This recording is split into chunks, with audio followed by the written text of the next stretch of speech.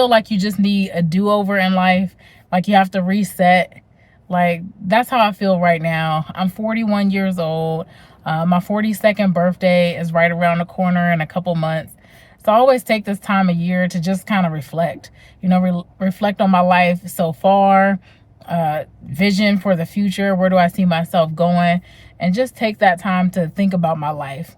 And let me tell you, life is truly a gift. Like, it really is. It's a blessing. No matter how long you've been here. I don't care if you're 15 years old, if you're 45 years old, if you're 65 years old. It's a gift.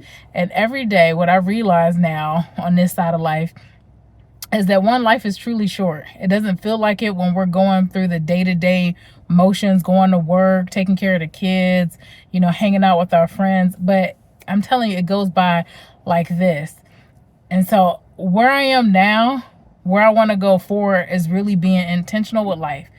Man, I'm telling you, like, to really get into my purpose and live the life that I was divinely created to live, and live that life in honestly in service of others and to help others, because that's where I feel the most fulfilled. I feel like I checked all the boxes for 40 plus years, doing everything that society tells you to do, everything that your family tells you to do, what the books are telling you to do. Like, you can check all the boxes, but unless you truly have fulfillment and peace in your life, when you lay your head on that pillow at night, then what is it all for? What is it all for?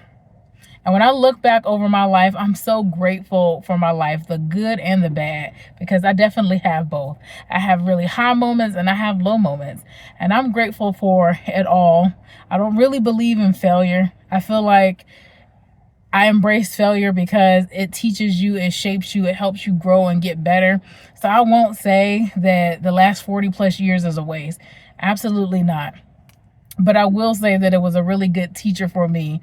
And it's really good for me so I can help, correct the things that I need to correct and move forward so strong in a positive way, with confidence and boldness and gratitude for the past. So what does life really look like going forward for me, as a woman in her 40s? What does that look like? Like, I have to think about where I want to go. And what that looks like for me, honestly, is just letting go of the past, letting go of the things that I feel like I should have, could have, would have done differently. Like, having gratitude for the past, to be able to own my mistakes, own the things that I excelled at, to own it all, every version of myself, and have gratitude for it.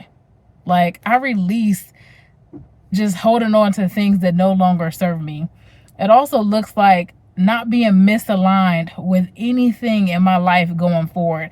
I don't care what that is. If it's love, if it's money, the work that I do, the business that I do, all of it has to have alignment for me. Like, I mean, if it doesn't align with my life and my vision and purpose for my life, I don't want to do it. I don't want to do it, and I don't want to do it. I won't do it. And I don't know what it is about a woman in her 40s, but I have a confidence and a boldness like no other to be able to say no to things. I don't know what it is, but I have definitely perfected it in my 40s, and it wasn't always the case for me. But misalignment, no, it's a no for me. It also looks like embracing the future and possibility of where I'm going to go. I mean, we can plan our life, and I certainly have plans for my life. I'm a well-being coach. I help people pursue well-being. I love helping people. In my former life, I was a sociologist. I worked in social services for many years, several different social services offices. And although the work was hard, it's very important work. But the thing that I loved was the helping people. It was the helping people that helped me get back up and go back in, because it is hard work. The volume of the work, the red tape, the deadlines, it is very stressful work.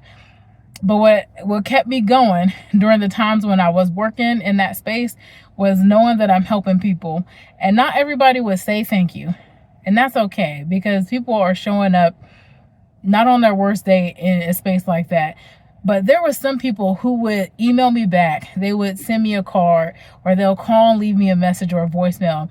And I would keep a file folder. I print off like the email, or I would save the card, all of those things, because on the hard day, on the hardest days, I would look back over that and just realize that I'm making an impact in somebody else's life in a positive way. And that always kept me going.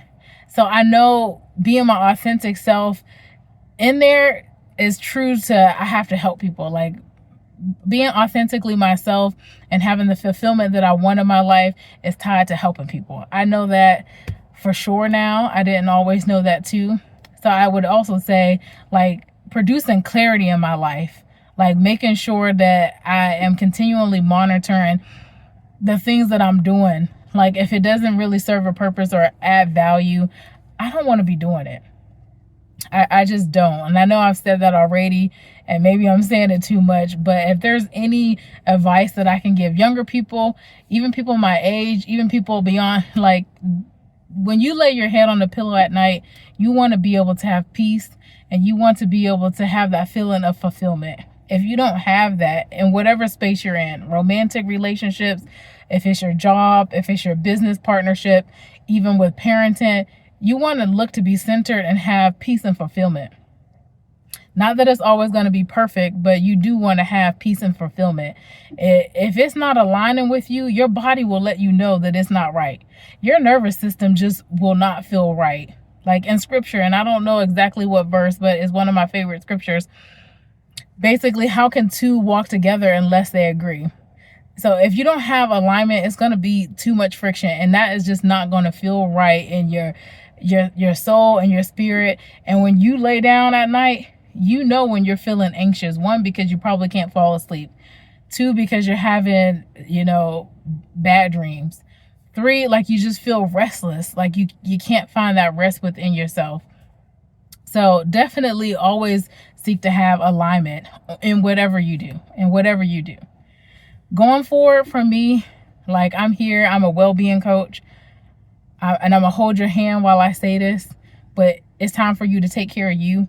It's time for you to prioritize yourself. It's time for you to pour back into yourself.